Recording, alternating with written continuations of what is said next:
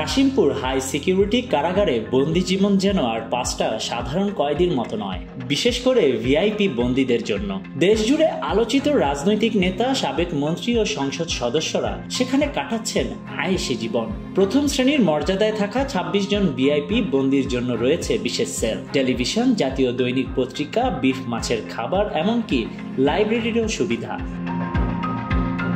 Senior jail super Abdullah Al Mamun জানান, Kashimpur high security কারাগারের একটি ভবনে এই 26 জন ভিআইপি বন্দীকে রাখা হয়েছে। তাদের মধ্যে রয়েছেন সালমান এফ রহমান, জুনায়েদ আহমেদ পলক, আনিসুল হক, শাহজাহান খান, রাশেদ খান মেনন, ইনু, হাজি সেলিম সহ আরো অনেকে। জেল কোড অনুযায়ী প্রথম শ্রেণীর বন্দীদের জন্য বরাদ্দ থাকে একটি খাট, টেবিল ও চেয়ার সহ বিশেষ কক্ষ। রয়েছে বিটিভি দেখার সুযোগ এবং প্রতিদিন জাতীয় একটি পত্রিকা পড়ার সুবিধাও। খাবারের মেনুতেও রয়েছে বৈচিত্র্য, মাছ বা মাংস প্রতিদিনই থাকছে। চাইলে কারাগারের ক্যান্টিন থেকেও খাবার কিনতে পারেন তারা। কারাগারের লাইব্রেরিতে রয়েছে প্রায় 2000 বই।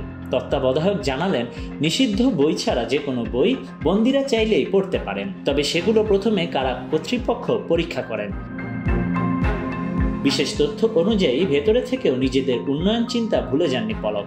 তার আইনজীবী ফারজানা ইয়াসমিনকে তিনি অনুরোধ করেছেন যেন তাকে ফৌজদারি কার্যবিধি, দেওয়ানি কার্যবিধি, দণ্ডবিধি, ডিজিটাল নিরাপত্তা আইন, উন্নয়নের দর্শন এবং সংসদে তার নিজের বক্তব্যের বইগুলো পৌঁছে দেওয়া হয়। এছাড়া আবুল মনসুর আহমেদের আমার দেখা রাজনীতির 50 বছর বইটিও চেয়েছেন তিনি। Desk report, news now 24।